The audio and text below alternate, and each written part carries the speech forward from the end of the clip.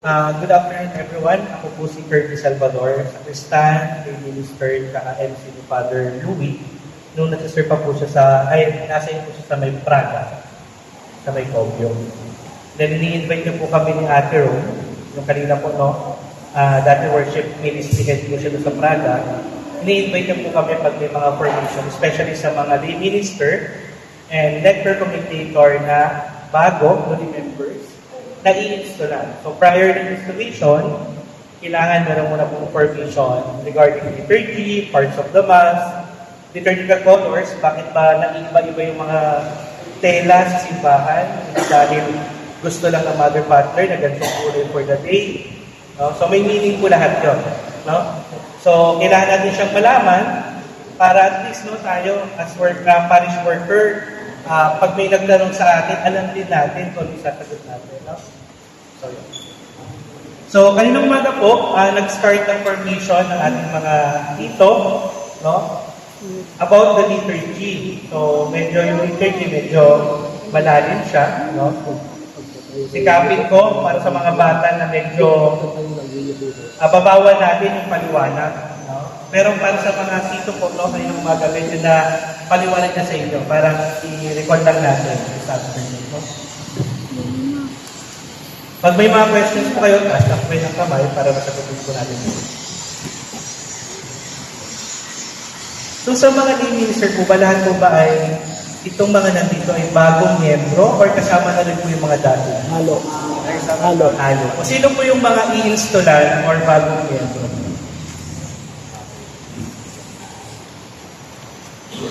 So, ito naman po, as Catholic, ito dapat kung lagi natin tatandaan.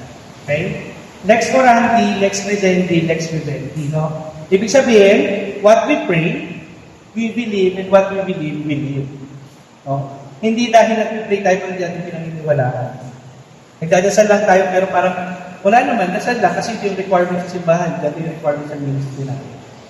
So yun, what we pray, ang pinagdadasal natin, pinaniniwalaan natin, at kung pinaniniwalaan natin ay sinasabuhay natin. Okay?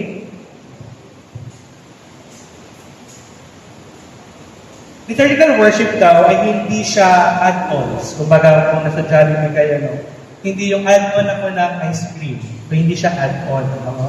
Liturgical worship is part of our Christianity. So, yun yung kailangan i-emphasize natin. Kasi, baka kasi isipin nyo, bakit ang dami-dami mga seremonya? Ang dami-dami ginagawa sa loob ng simbahan. Base din po sa Catechism of the Catholic Church, ito ay isa sa mga libro na nandun lahat ng rules.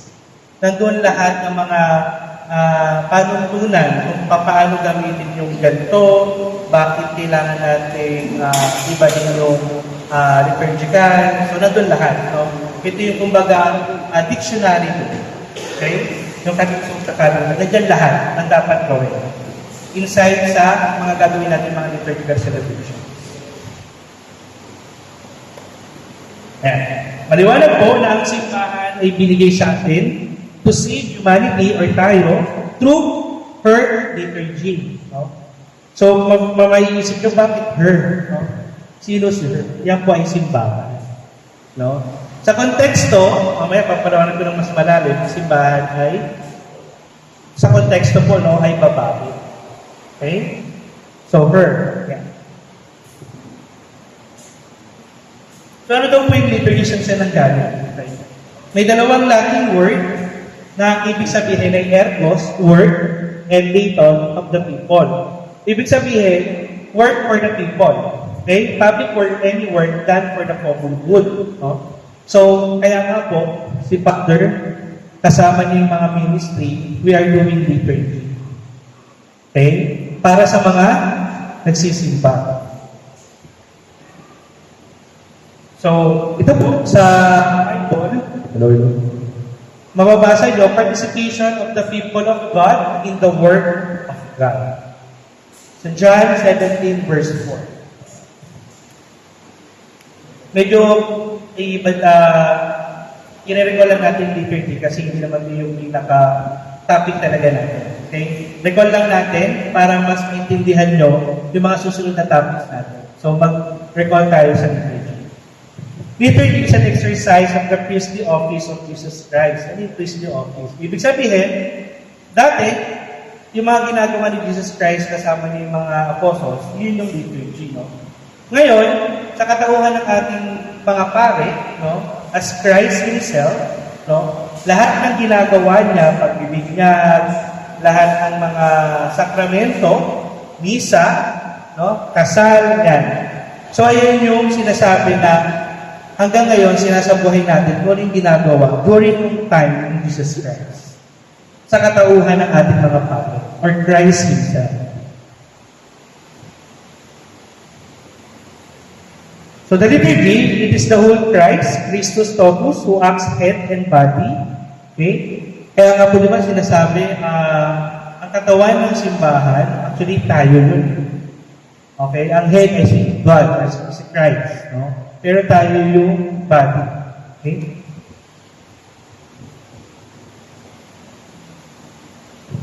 Base po sa Vatican II, okay, sabi daw, ang liturgy is the source and summit towards the activity of the church is directed. So, ibig sabihin, kung naman yung ginagawa natin dito sa loob ng simbahan, no? Ang highest form of prayer ay, ano po? Misa. Okay, that's the highest form. That's why pag may misa, anything na ginagawa nyo, rosary, no? So, dini-discourage. Why? Kasi, yung Mass mismo, yun yung highest form of prayer. No? So, ito naman po, yung liturgy, kung anong ginagawa natin sa loob ng misa, that's the liturgy. The source and summit toward the activity of the church is there. Medyo malalim po pag liturgy, no? So, isa lang naman po. Basta liturgy, it's public work for the common good. Yun lang naman po yun, no?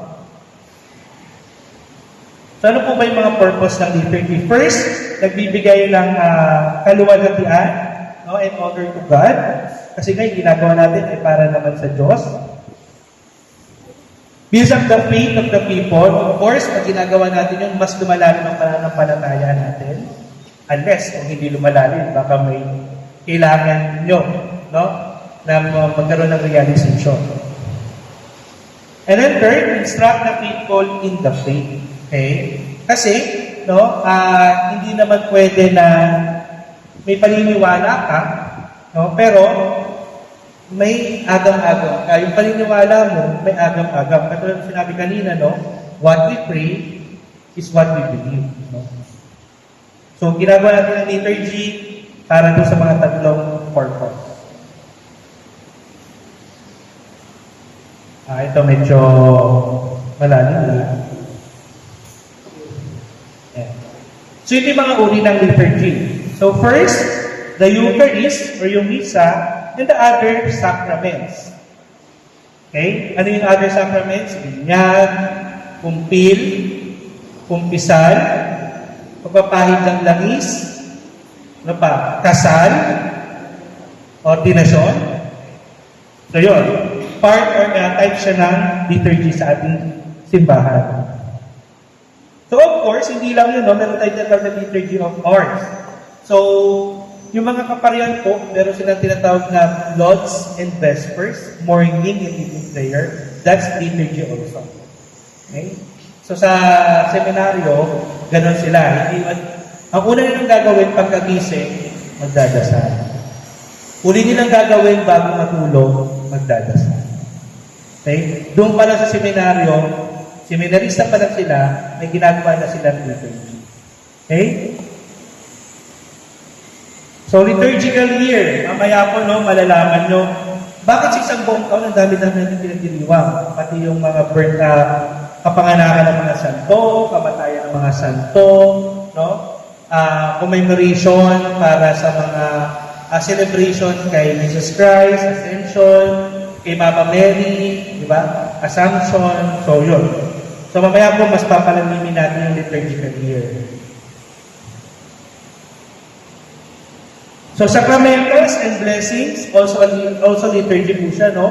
Pag nagpapabless sa mga bagay-bagay, nagpapabless ng sa office, ng bahay, ng sasakyan, liturgy din po yun. Okay? Kaya lahat ng ginagawa natin dito sa loob ng simbahan ay liturgy. So ito na. So tapos ako na sa liturgy, medyo mabilis na kasi medyo malalim. Pag sinabi liturgy, mas malalim ang approach dapat. No? Pero since may mga bata tayo, hinapyawan lang natin.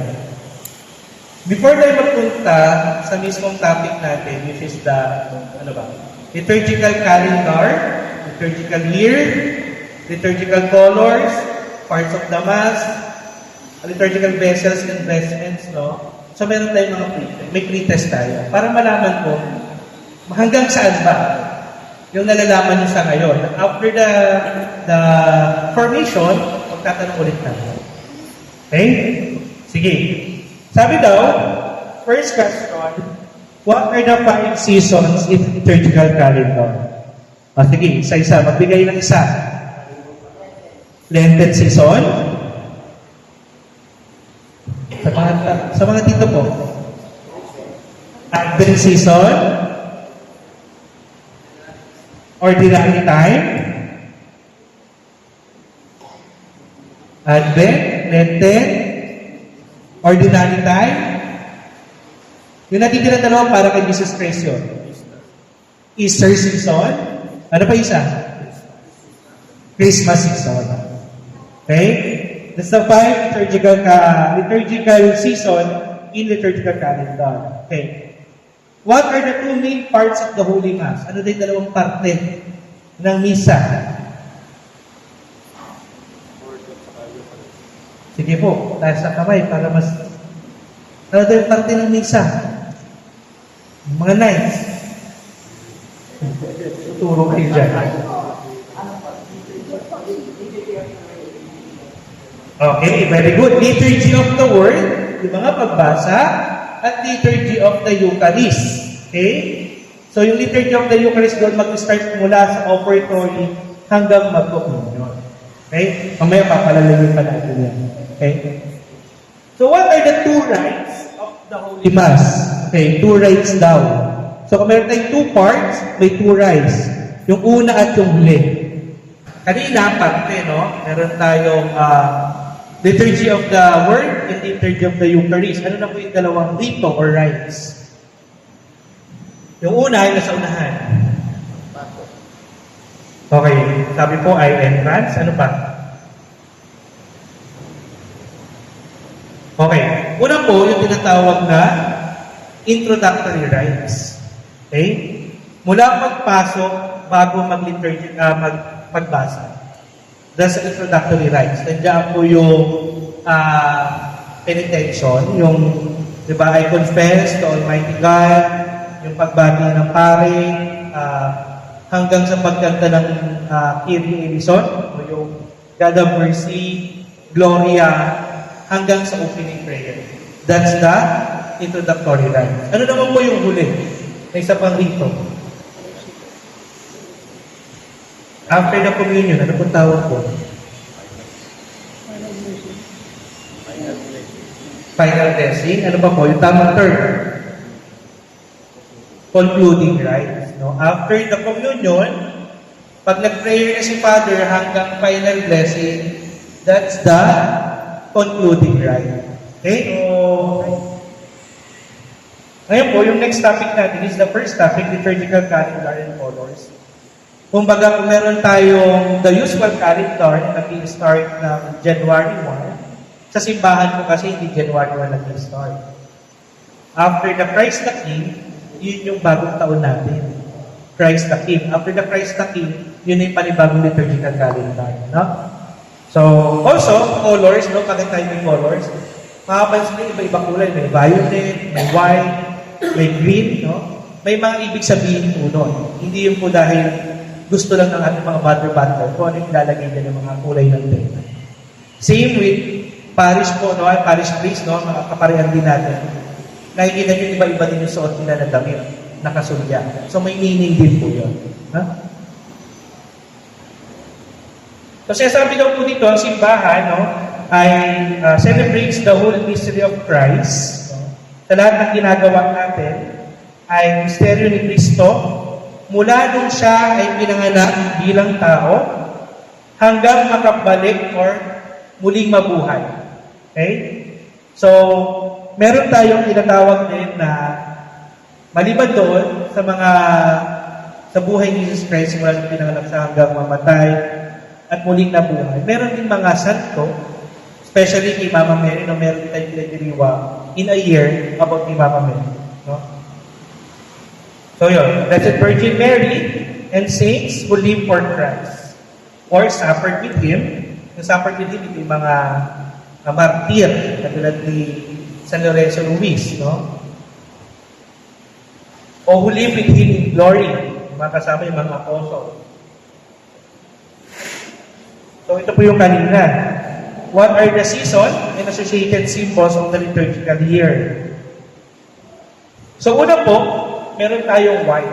It symbolizes innocence and triumphant. Kaya po, pag Christmas, white. Pag Easter season, white.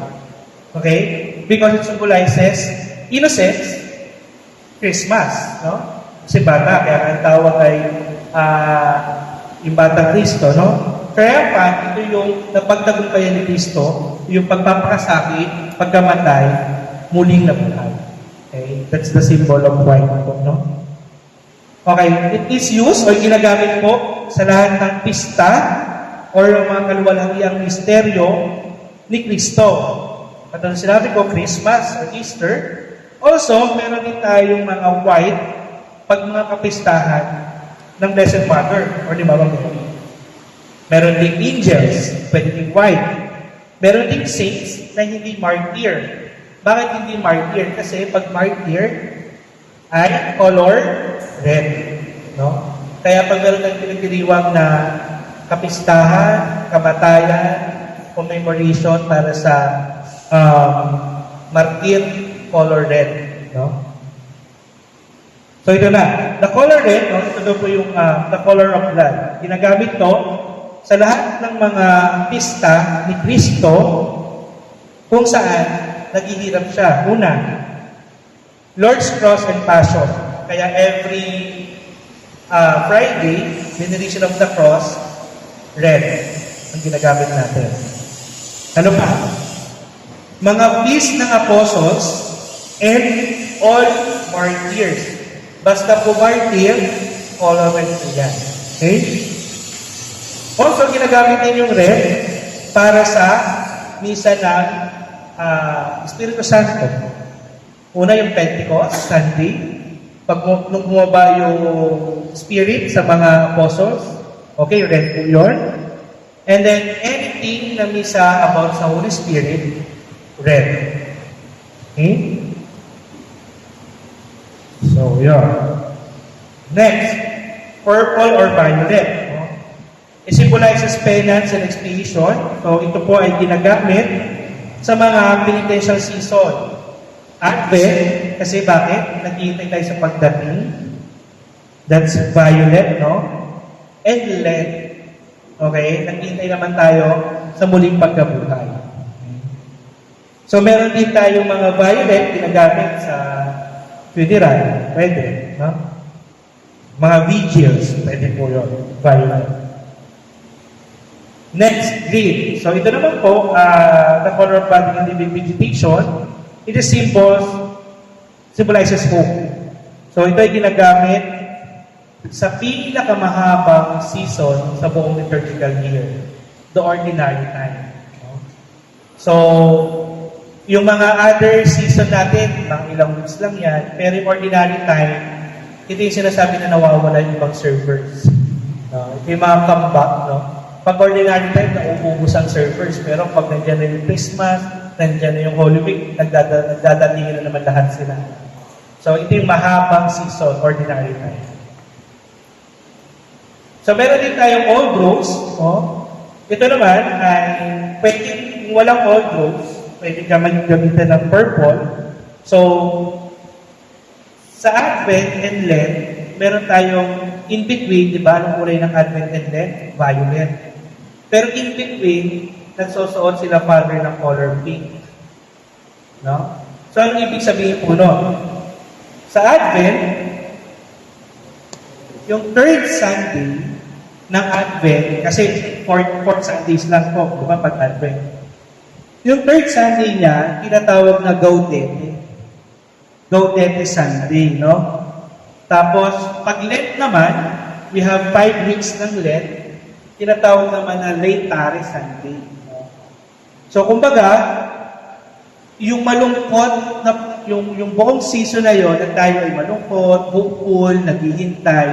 Pagdating ng Gaudete at Laetare Sunday, iniisip na natin na malapit na yung season kung saan papanganak na si Kristo, kung saan mabubuhay na si Kristo. No? Kumbaga, yun yung sign natin na malapit na.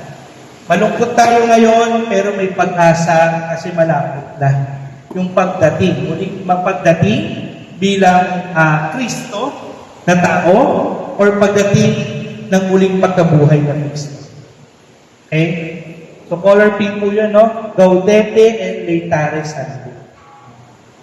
So, ito yung sasabi, penitential seasons, yung Advent and Lent, pero merong part doon sa season na yun na rejoice in the goodness of our God season.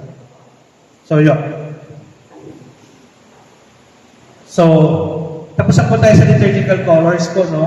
Ang next naman natin ay liturgical calendar. So, ito po yung cycle, isang buong cycle ng liturgical calendar po natin na sinusunod. No? So, mag-start tayo sa first Sunday ng Advent. Yan. Christmas season, ordinary time, yung maliit na ordinary time. Lent, and then the Triduum, the Paschal Triduum, or yung Holy Week na tinatawag. And then Easter, Easter season, and then yung pinakamahabang ordinary time, na dito medyo nawawala ang mga surfers. Kaya, okay, so, umpisa tayo sa Advent, no? Ibig sabihin po ng Advent ay coming. Okay, the season is about the coming of the infant Jesus, o si Kristo bilang tao. Okay? Nagsisimula daw po, dito nagsisimula ang liturgical year. Begins on the 4th Sunday before Christmas. Kaya meron tayong 4 weeks sa Advent season. Okay? Ang mood, hopeful, kasi naghihintay tayo sa pagkapanganak ng Diyos bilang tao, or si Kristo. So ito, ang mga pagbasa ay nakafocus sa mga pangako ng Diyos sa atin, no? And then, ang symbol niya ay Advent tree. So, may kita nyo, Sunday after the Christ the King, nag-prepare na si Kuya Marlon ng Advent tree. May kita niya may mga kandila. That's the symbol of Advent. Okay? Bakit kaya pilong? Because infinite love. Kaya siya pilong. Kasi pwede namang square. Pwede namang triangle. No? Yung square kasi 4 weeks din naman yun. May 3 kanto. Pero yung bilog kasi symbolizes infinite love of God sa atin. Okay? So, ang color, purple or violet. Okay, next. After the Advent season, yung 4 weeks, pupunta tayo sa Christmas season. No? Yan tayo yung December 25 hanggang Epiphany. No? So, Christmas season. Bakit color white? Kasi, ipinagdiriwang dito ay birthday. Kristo. Pagkapanganak ni Kristo. And anything about Christ, always white. Okay? Maliban na kung Passion, na Good Friday, no? So, anything about Jesus Christ na pinagdiriwang, white. So, December 25 celebrates the birth and Jesus as the mystery of the Incarnation. Okay? Diyos na nagkatawang tao. Beginning on Christmas, the Christmas season lasts until baptism of Jesus, which was the 3rd Sunday after Christmas Day. Ang mood, of course, syempre joyful. Kasi Kristo kasi nasa atin na, no? And then the color is white. Next, after the Christmas season, no, lahat ng pagpupuyat natin para Advent pala yun, yung simbang gabi. So after the Christmas season, papasok tayo sa ordinary time. Ito yung maikling ordinary time before mag-Lent season. So dito, usually, ang mga pagbasa dito, yung apostleship o discipleship ni Jesus Christ. Kasama niya yung mga apostoles niya. No? So, nandito yun, yung mga parable, yan din yun. No? So, parang buhay ni Jesus Christ between sa pagkapanganak hanggang mamatay siya. So, anything, kasama niya yung mga apostoles na nangingisda. So, yun lang ang pagbasa pag-ordinary. No? Mga parable. Yan, yung mga turo niya. And then, sa ordinary time, again, meron tayong dalawang periods. Between Christmas time and Lent, yun yung maikling ordinary time. And between the Easter season and next Advent, yun yung mahabang ordinary time. And of course, the color is green. So, tapos na po tayo sa ordinary time. Next naman po ay Lent. So yung Lent, it's a solemn or elective season that prepare us for Easter. Kailan siya nagsisimula? Every Ash Wednesday. Pag Ash Wednesday, Lent season na yon. Kaya from green, papalitan na ng violet. Okay? So, ito ay 40 days until Easter, no? Kaya bakit kaya 40 days? Kasi ito yung 40 days kung saan si Kristo ay nasa disyerto. Ito yon. Kaya nga di ba pag season, medyo malungkot sa simbahan. Kasi yun yung kung saan tinitempt siya ng demonyo si Kristo sa disyerto. Okay? So alam naman po natin Ash Wednesday, no? Since tayo nag-post ng ash doon sa mga tao. So, during Lent, we are called to renew ourselves through fasting, prayers, and almsgiving. Ito pong fasting, prayers, and almsgiving, may nakakaalam po ba kung anong tawag sa kanila during Lent season? Meron po ba kayong idea? Kasi pag Ash Wednesday, yan yung sinasabi naman, usually yan yung laman ng huli ng mga kaparian pag Ash Wednesday. Ina-emphasize nila yung fasting, pag-aayuno, prayers, panalangin, at almsgiving, pagbibigay. No? Ano po kayong tawag sa mga yan? Narinig niyan tuwing Ash Wednesday. Kahit sa ang simbahan, narinig niyan. Okay? Yan yung tinatawag na 3 pillars of Lent. Okay? 3 pillars of Lent.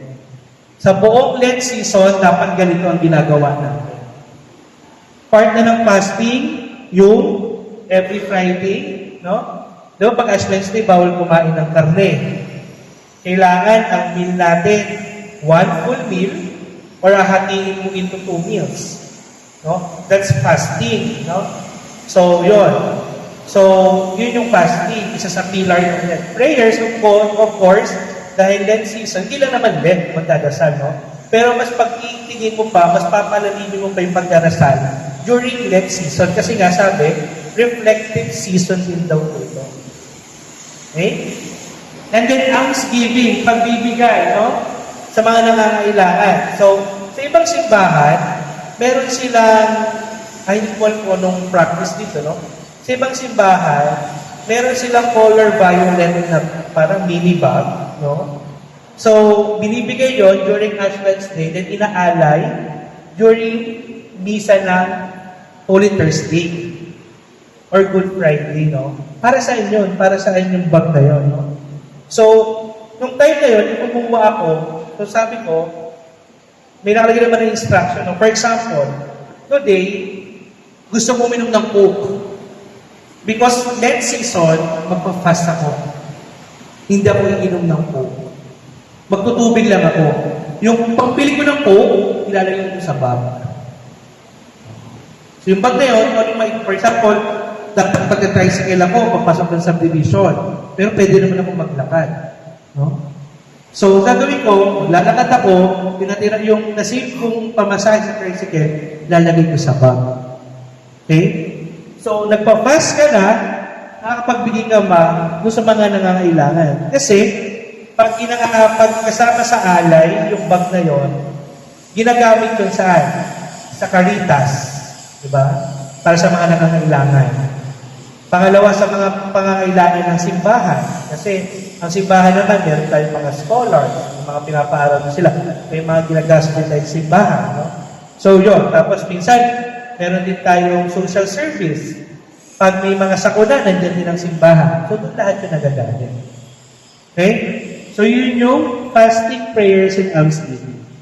The 3 pillars of Lent. Okay? So, tapos po tayo sa Lent. Papasok na tayo sa pinaka-busy bilang church server or parish worker. No? Ito na yung pinaka-busy time para sa atin. Uuwi tayo ng madaling araw, gigising tayo ng madaling araw, parang ilang oras lang yung tulog mo, no? So, ito tayo yung Triduum, yung Paschal Triduum na tinatawag. Okay? Begins a week before Easter on Palm Sunday, no? So, Holy Week. So, Palm Sunday siya. During Holy Week, we remember the events of the final days of Jesus' earthly life. Yun yung tinatawag na pagpapakasakit, kamatay, at muling pagkabuhay ni Jesus Christ. So sa Palm Sunday, we remember Jesus entering Jerusalem. So, kaya papalaspas. Kung napanood nyo, pag-tuwing Holy Week, no? May mga palabas about Jesus Christ, yung nakasakay siya sa donkey. Tapos, inaanuhan siya ng palaspas, no? So, sa ibang konteksto, ito ay turo lang din naman sa akin ng formulator. Nung bumalik si Jesus Christ sa bayan niya, ganun siya i-welcome, no? Pero, ganun din siya pinagkalulo, no? So, doon din sa bayan. So, mapapansin niyo po ba, for example, may pari dito na taga dito, ba't di kaya siya na-assign sa lugar? Okay, similar yung context dito. Okay, kaya mapapansin nyo, may pari naman kami dito sa lugar namin. Hello. Bakit kaya hindi siya na-assign? Okay? Hello. Meron pa po ba isa? Hello. No? Bakit kaya siya? Well, si Father. Dito na siya nakatira, pero hindi siya ina-assign. Dapat dito siya i-assign kasi lugar niya to. So, hindi. No? Ganun yung konteksto. Yung mga pare hanggang maaari, hindi sila ina-assign sa kanilang mga bayan.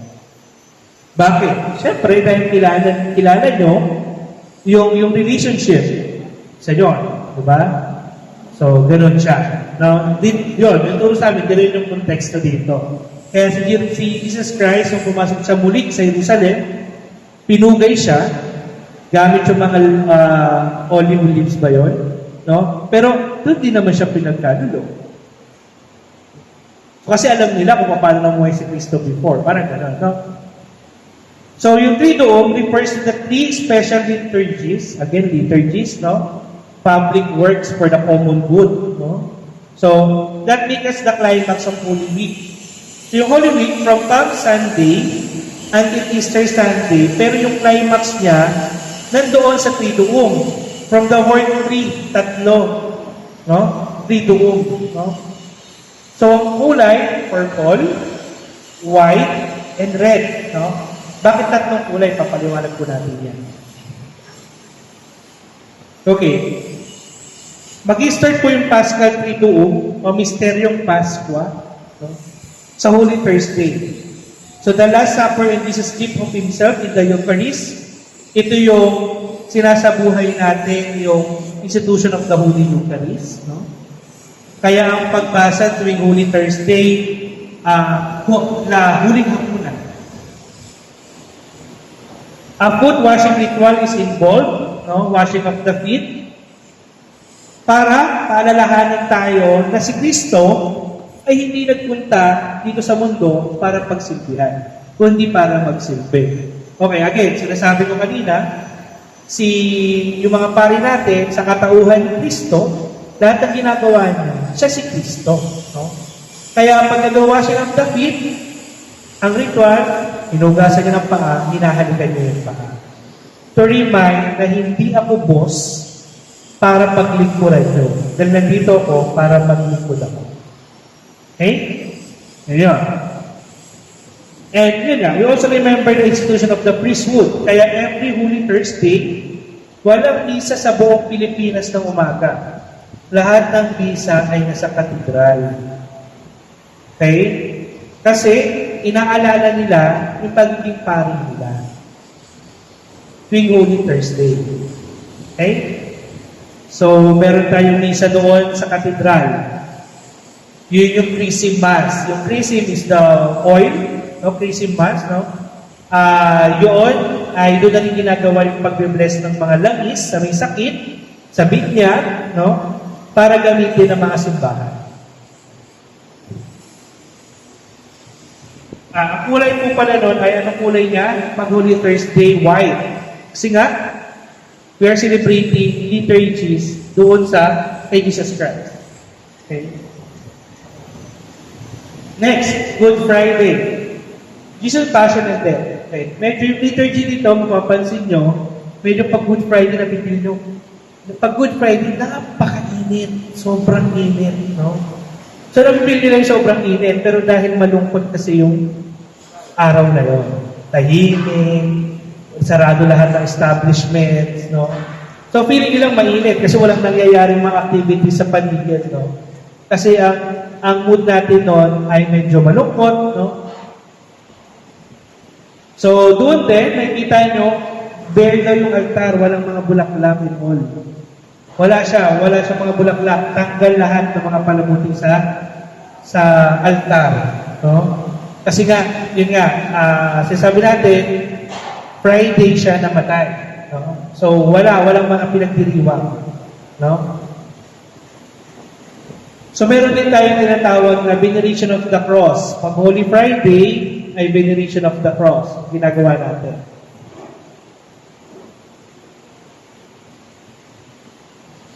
So, dagdag ko pala, pag Lent season, usually, since medyo, parang hopeful for the Easter season, even yung mga bulaklak, pag Lent season, medyo wala. Usually, ini-encourage ang mga simbahan ng mga halaman lang. Okay? Halaman lang nilalagay, hindi yung mga bulaklak. No? Same with the Advent. Pag Advent, hindi masyadong mapalamutin sa altar, no?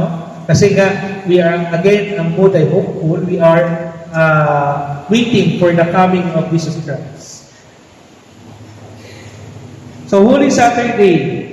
Pag Holy Saturday, ito yung, as church workers, tayo yung busy. Napaka-busy natin. Umaga pa lang, mag-practice tayo, mag-aasikaso na altar of repose, no? Ang daming gagawin sa altar, hindi ko alam kung ginagawa nyo dito, may practice na sabay-sabay ikakat yung nylon para pag gabi, babagsak lahat ng nylon kasi yung takip ay mawawala na kasi Easter season na sa may mga ganun, no?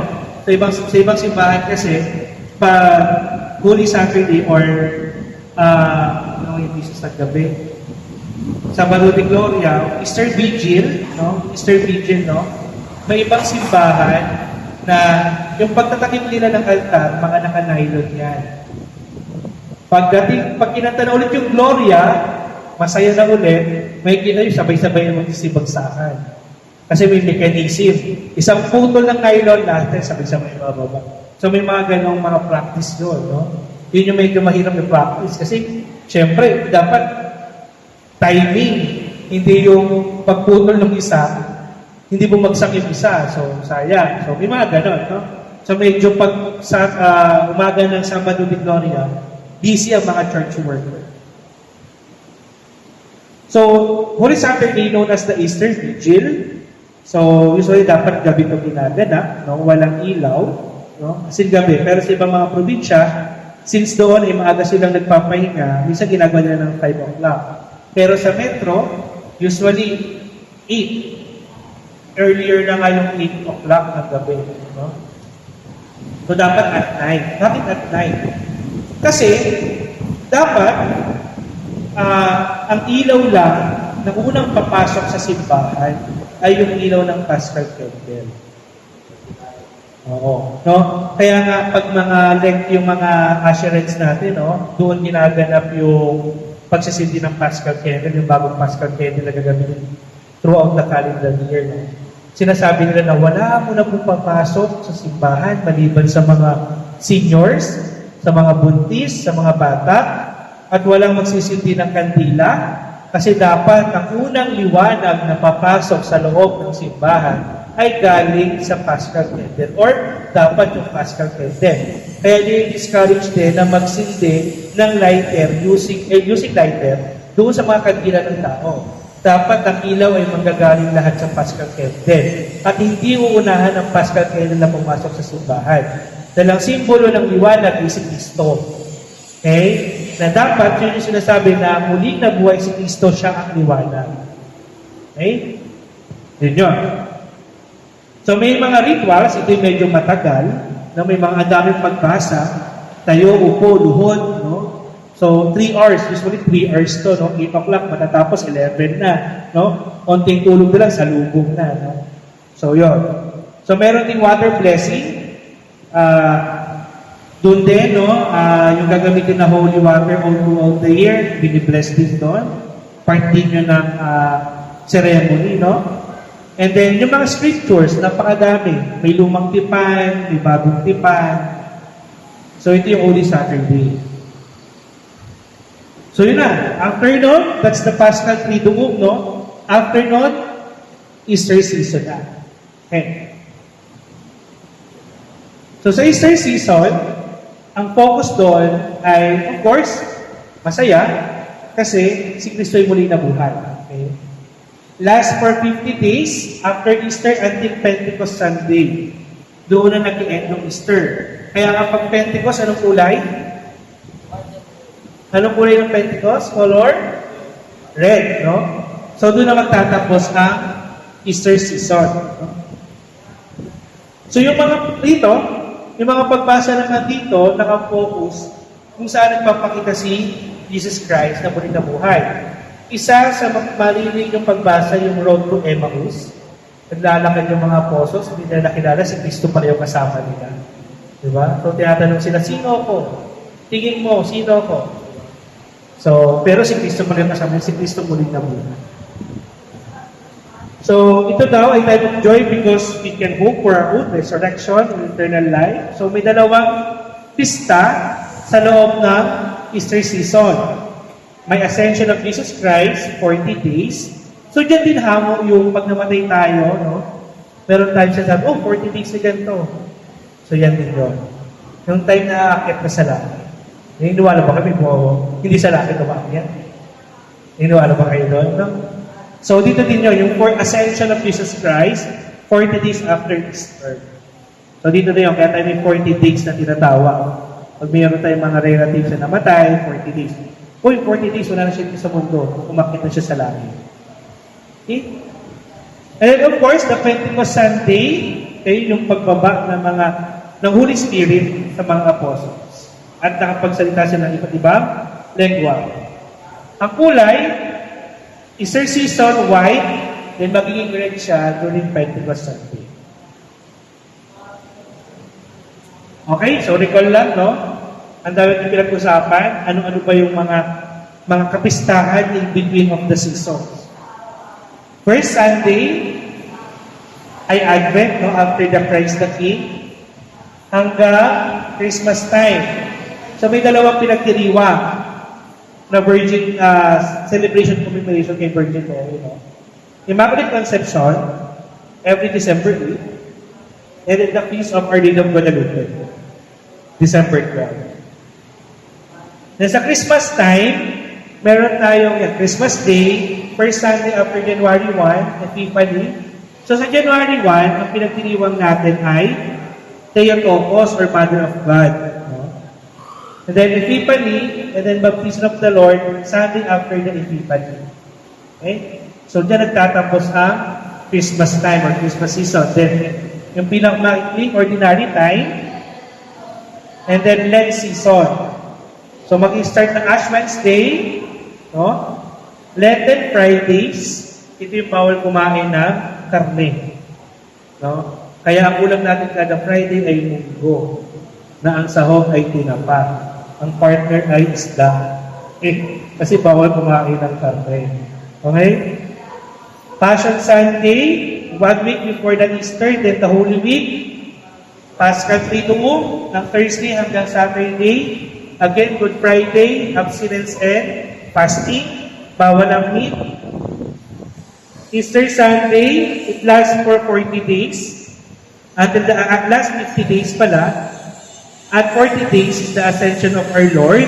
No? And then 50 days after Easter, yung Pentecost. And then, dire-diretso na yung pinakamahabang ordinary time hanggang Christ the King. So, sa ordinary time, marami tayong mga pinagdiriwang na santo, mga martir, mga pagdiriwang tungkol kay Mama Mary, nandito lahat yan. Okay? September 8, birthday of Nativity of our Virgin Mary. No? So, meron na Holy Trinity, Transfiguration, Assumption, All Souls Day, and All Saints Day. And then Christ the King. So, that's the calendar, colors, and year. Okay? Meron po bang questions so far? Bago tayo sa next topic? Meron po ba? Meron po ba? Sige. Ay, sorry po sa nagdadasal. Matinig niyo po ba kung wala ko kayo? Para medyo... Okay? Lakas po yung boses ko. Okay. So, next po. So, dinig naman po. So, doon po, no, sa mga misa, may tinatawag tayong iba't ibang uri ng mga pagdiriwang. No? Yung pinakamataas na uri ng pagdiriwang sa simbahan ay tinatawag na solemnity. Okay? Kaya pag solemnity, ang nangyayari, nag-high mass. Kasi, ang tawag sa solemnity is the highest degree. No? Dahil yung pinaka-importanteng misteryo ng ating pananampalataya, katulad ng Easter, solemnity of the risen Christ, resurrection, Pentecost, Immaculate Conception, pinanganak kasi syempre, di ba? Kung hindi pinanganak si Virgin Mary, no? Wala Kristo. Solemnity po yun. Okay? Then meron tayong Christ the King, Sacred Heart, solemnity din, no? So, basta yan po, no? Ibig sabihin, siya yung pinakamataas na uri ng pagdiriwang sa simbahan, ang solemnity. Kaya minsan, pag sinasabi ni Father, oy, solemnity ngayon, dapat hindi mawawala ng Lady Easter. Okay? Solemnity po yun. So, may tinatawag tayong Holy Days of Obligation. Bilang Katoliko, lalo na, no? Bilang church servers, dapat sinasabuhay natin to. No? Mga Holy Days of Obligation, ibig sabihin, the Catholic ay obliged to attend Mass during the Holy Day of Obligation. No? Hindi yung iba magsisimba lang pag birthday nila, hindi gano'n. So, meron tayong mga Holy Days of Obligation. Ano-ano po yun, no? So, next slide. So, sorry po hindi ko na po na-update. 2020, 2024 pa po ito. Dinig niyo po ba? Dinig po, dinig. So, dapat December 8, ngayon nga po ginawa na itong holiday. No? So, dapat nagsisimba tayo. No? Hindi man tayo nagsiserve, hindi natin schedule, pero dapat nagsisimba tayo kasi Holy Day of Obligation yun. Okay? December 25, siyempre, nagsisimba tayo kasama ang pamilya. January 1, siyempre, diba? Kasi first day of the year, no? January 7, Epiphany or Three Kings. May 9, o hindi naman May 9, kasi movable naman po. Ibig sabihin na basta solemnity of the Ascension, dapat nagsisimba tayo. Kahit weekday yan, so sana hanggang maaari kung kaya natin mga pagsimba bago pumunta sa trabaho. Diba? Minsan naman po ay 6 o'clock. Kung ang trabaho, usually 8 to 5, makakapagsimba tayo, no? So, yun. Hanggang maaari magsimba. May 30, mababol din pa rin naman po ito. Hindi naman talaga May 30, no? Yung Corpus Christi. No? So, yun. Next, June 29, ito hindi naman mababol, yan talaga. Kapistahan ni San Pedro at ni Pablo. August 15, Assumption, pag-akyat ni Virgin Mary sa langit. November 1, Feast of All Saints. Yan yung mga holidays of obligation.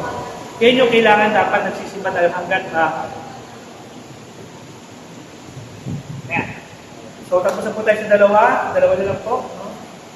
Ang next topic po natin, parts of the Mass. May question po ba? So far? Wala po?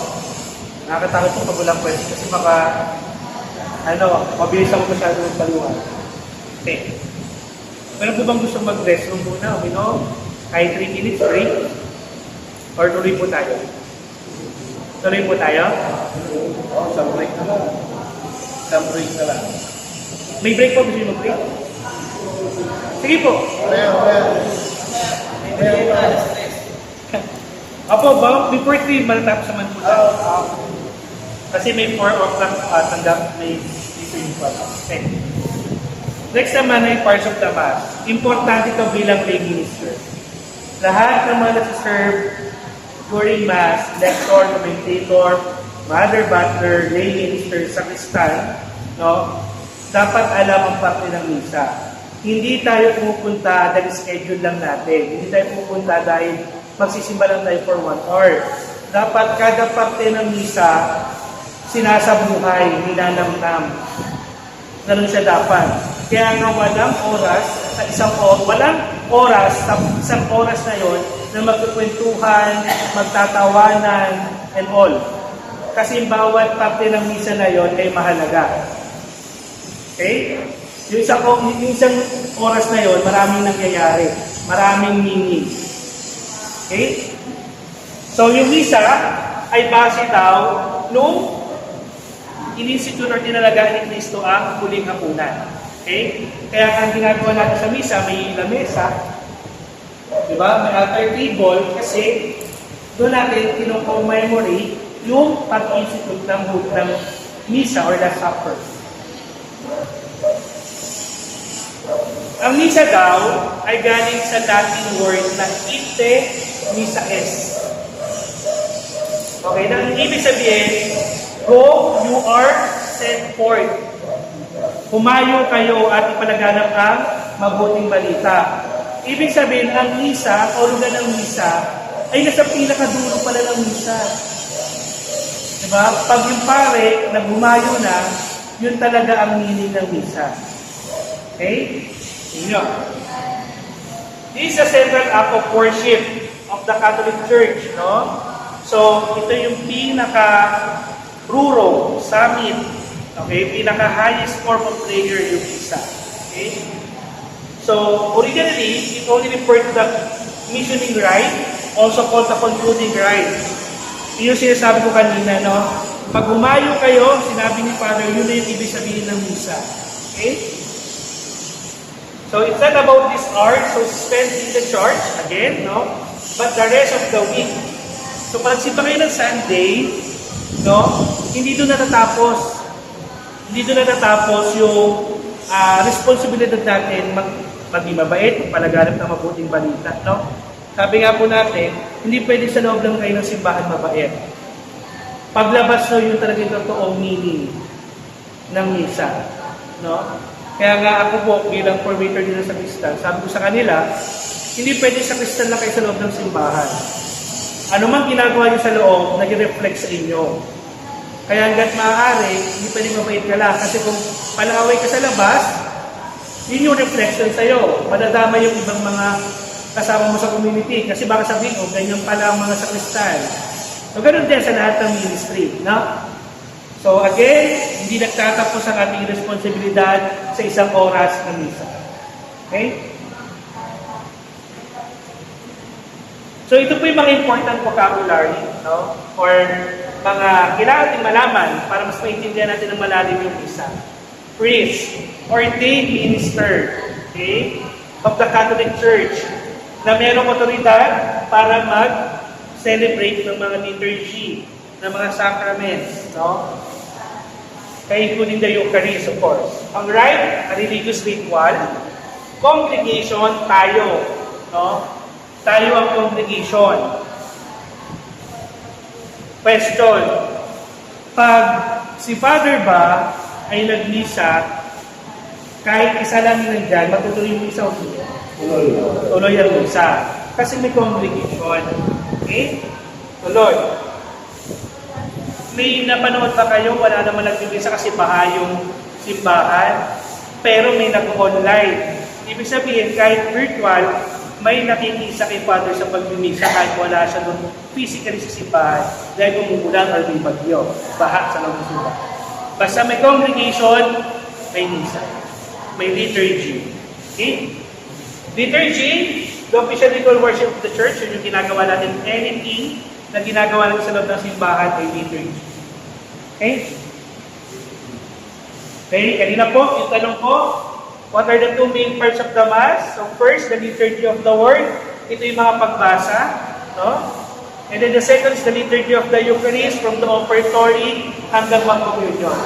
Liturgy of the Word and liturgy of the Eucharist. So ano naman yung dalawang rito or ritual sa simbahan? The gathering rites or introductory rites, yung unang-una, no? Pag bumati si Father, that's the introductory rites. And then the concluding rites, yun yung kung saan the closing prayer, inayo kayo ni Father, no, after the Mass, that's the concluding rites.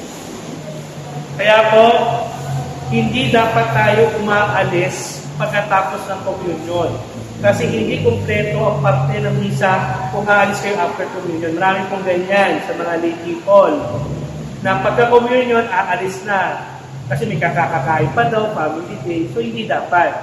Kasi pag pumalis ka ng communion, hindi mo natapos ang misa kasi may concluding rite na tinatawag.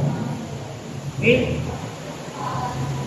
So again, which means that there are 4 parts altogether: the gathering, liturgy of the Word, liturgy of the Eucharist, and the concluding rite. Okay?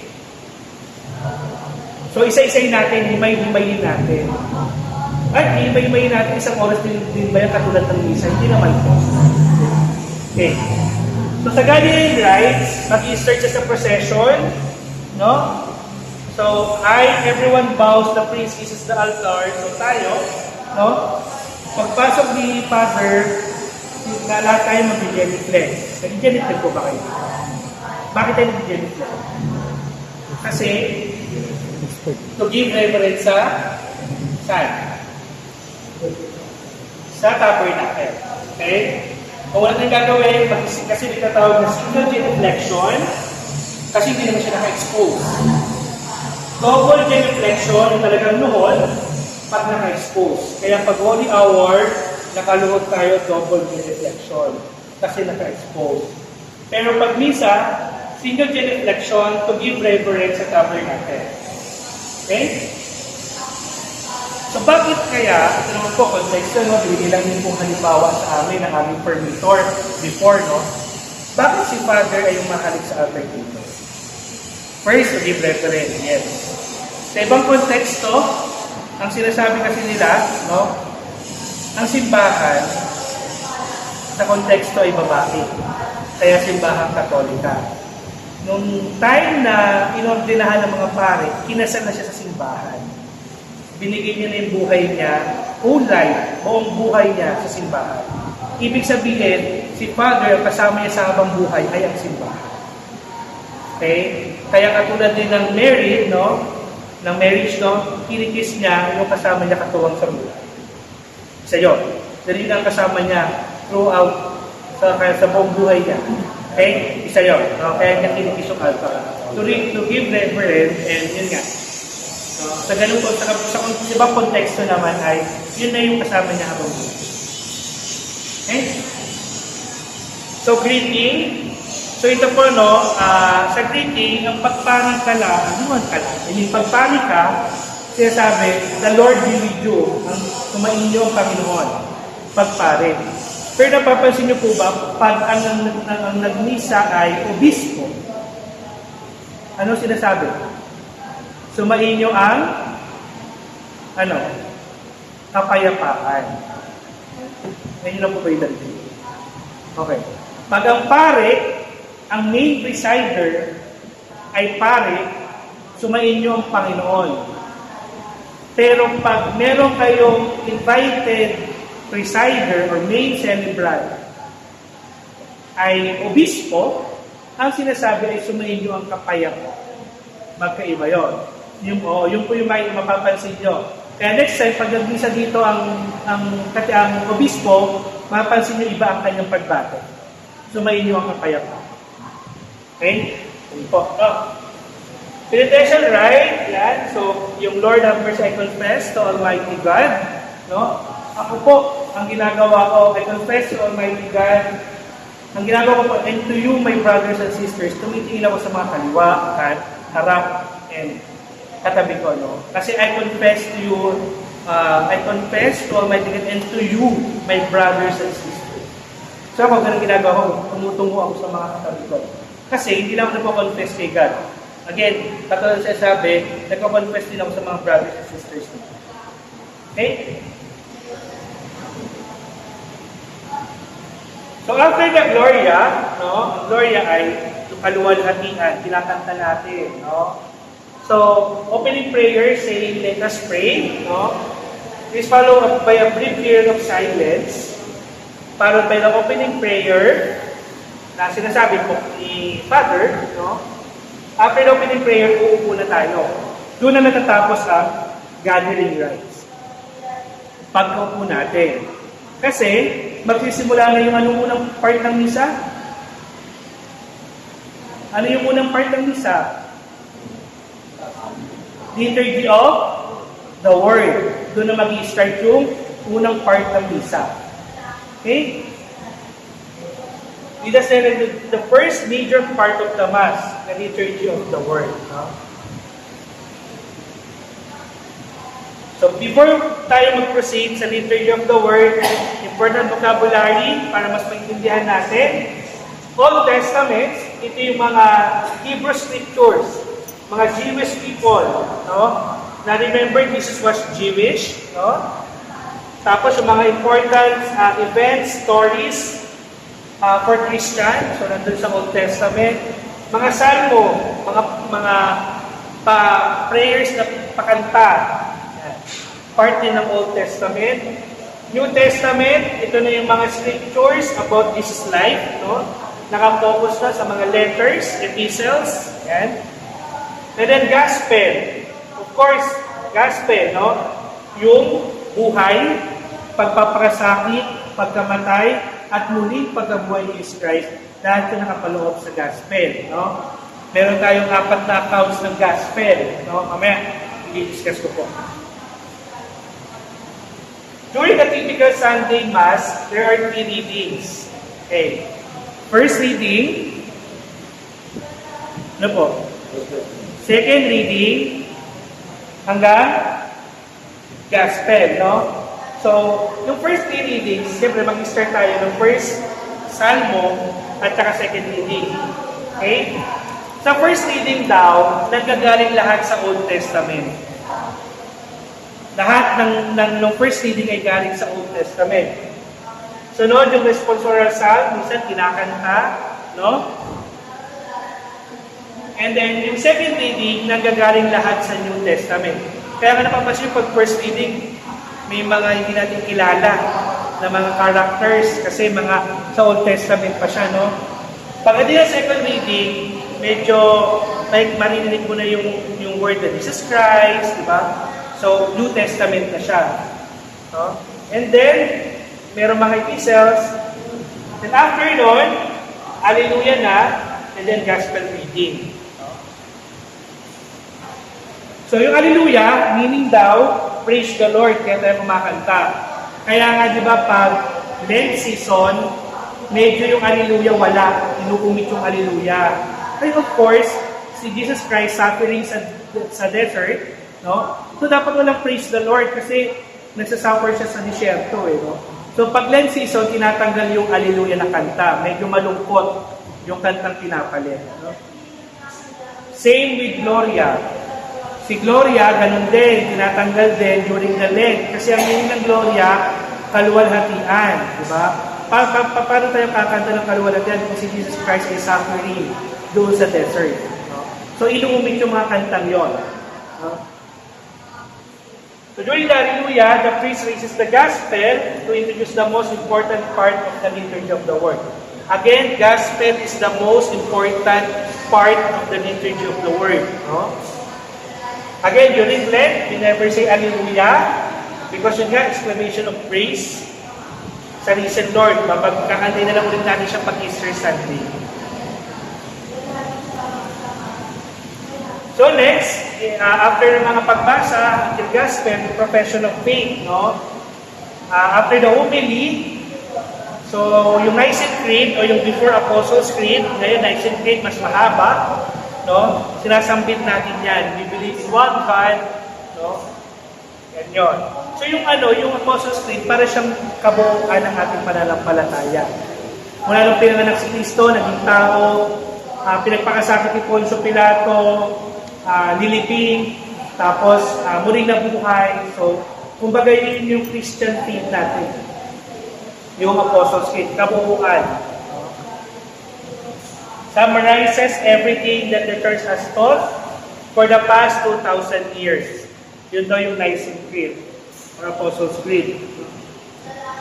After the Apostles' Creed, pupunta tayo sa prayers of the faithful for yung general intercession.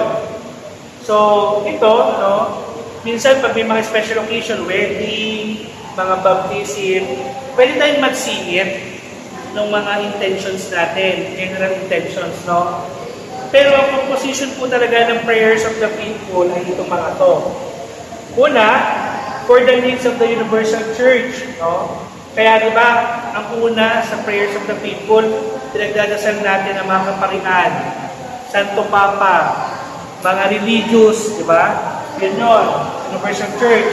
Pangalawang pinagdadasal natin yung government, public officials, part din sila ng general intercession, no? Government, public authorities. Third, for those burdened by any kind of difficulty. For example, pag ang Sunday ay sineselebrate ang Prison Sunday, nilalagay doon yung mga pinagdarasal natin, yung mga nakakulong. No? Pag Prison Sunday. Pag Missionary Sunday, yung mga misyonero. Yun yun. No? Tapos may mga sakit, may mga sakuna, nilalagay natin yun sa prayers of the faithful. And then for the local community, no? Lahat ng nandito, na nagdiriwang, lahat. So, sinasama tayo. Yan yung composition ng prayers of the faithful. Pwede tayong magpasok kung may special occasions, anniversary, pwede naman magpasok ng mga general intercession. Okay, tapos na tayo sa liturgy of the word. Anong next natin? Liturgy of the Eucharist, yung second major part. So ito yung important vocabulary. Of course, during the procession, we give reverence sa tabernacle. During liturgy of the word, nakafocus tayo sa lectern. Kasi diyan yung mga pagbasa. During, liturgy of the Eucharist, dito tayo nakafocus sa altar table. Kaya nga po, kaming mga sakristan, ang sinasabi ko sa mga sakristan, pag dumadaan kayo sa altar table, usually, hindi na dapat tayo nagbabaw sa tabernacle. Because during that time, altar table na yung highlight. Kasi unang pa lang, nagbigay na tayo ng reverence. And ang reverence dapat ibinibigay sa altar table ay sa tabernacle, can reflect. So tayo kasi pag dumadaan tayo sa altar table, bow. Bow. To give reverence naman saan? Sa altar table. Kasi doon na lahat may nangyayari. Lahat ng mga nangyayari during the liturgy of the Eucharist, doon na sa altar table, yun na yung sentro natin or focus natin during the liturgy of the Eucharist. Okay? Kaya pag nagaganon, sa altar table kami nagbabaw. Okay? Kasi nandiyan na lahat eh. Nandiyan na yung tinapay na magiging katawan ni Kristo, nandiyan na yung alak na magiging dugo ni Kristo, yan na yan. Ngayon, kailan ka magpapaw kay Father? Pag meron kang inabot kay Father, to give reverence naman kay Father, kasi nagkaroon kayo ng interaction. No? Kaya kami, pag nagbibigay kami ng fruits, ng paghugas ng kamay, or anything, ay binibigyan namin kay Father, nagbabaw kami to give reverence kay Father. Okay, yun yung context of no? So, a place of sacrifice as well as a table from which Christians are fed, okay, it is the central focus of the liturgy of the Eucharist. Okay? So, siya na po, altar table na po. No? Yung altar table, usually, pag bago yung simbahan or bago yung altar, merong ceremony si bishop na nilalagay ng langis, di ba? Kasi nga, kailangan i-bless. Kasi from that day, magiging sacred na siya. Doon na lahat kasi lalagay lahat ng mga mangyayari sa misa. Kumbaga, yan na yung table during the Last Supper nung ginagawa ni Cristo kasama ng mga apostol. Sa ibang simbahan, katulad po sa simbahan na kinalakan ko, which is San Antonio din. Lumaki ako na ni San Antonio sa Manila. So kami, yung altar table po namin, ang ginawa namin po doon, kumuha kami ng relic, bato, from Jerusalem, or basta po may connected kay Christ, nilagay na, nung ginawa yung altar table, nilagay siya doon. Kumbaga, para may essence, may something doon sa altar table. So hindi ko lang po alam dito kung meron po kayo ganun. Pero sa amin, sa St. Andrew Padua Parish sa Singano, Manila, may ganun po kami. May bato kami na nilagay nung binubuo yung altar table. Galing sa Jerusalem. Okay, move na po tayo sa liturgy of the Eucharist, the second major parts of the Mass. So, nagpo-focus po, kung ang liturgy of the Word focuses on the Scriptures, the liturgy of the Eucharist focuses on the altar. Doon na tayo nakatingin. Okay? So, preparation of the altar. Mag-isa ng liturgy of the Eucharist during the offertory, pag nilagay na yung mga alay.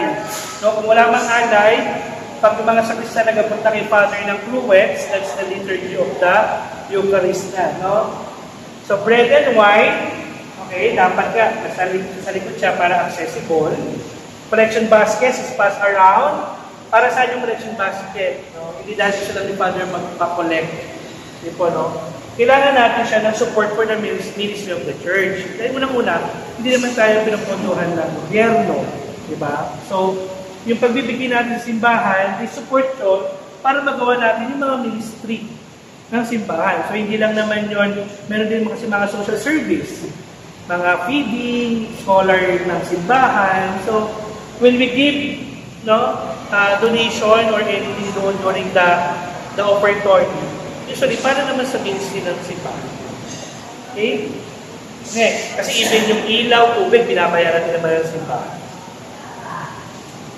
So, in procession, people bring the gifts, bread and wine, forward to the priest. This is called the offertory procession. So, ang tawag na yung offertory. Kaya pag prayers of the faithful na, yung mga mother butler, o offertory na, ilalay na nila yung mag-aalay. Tapos na po ba sila? Tuloy. Tapos na po ba? Okay. So, important vocabulary po, patin. So, kailangan nyo din po malaman to, minsan kasi, especially pag morning 6 a.m. Mass, walang mga sakristan kasi estudyante, mga lay minister na nagsiserve, kailangan nyo po malaman, Para pag sinabi ni Father, alam niyo po yung mga gamit sa loob ng sacristy, Paten, small plate, usually made of silver or gold, used to hold body of Christ. Okay? Ang tawag po dyan ay paten na hindi po platito. Paten. Okay? Chalice. So, again, minsan metal, minsan wood, para naman po sa wine. And then, ang tawag po, ang dalawang species ng Eucharist ay dalawa, bread and wine. Species po, pag tinanong ni Father, What are the two species of Eucharist? Sasabihin niyo po ay bread and wine. Okay? Ganyan. So, preparation po, no, habang ako po yung mga tao, ang dami nangyayari sa altar, iaabot ang cruets, ilalagyan ni Father ng wine, sa chalice, lalagyan ng water, onting water. So, para sa yun? Gusto lang ba ni Father na gano'n? Hindi. May meaning po yun, no?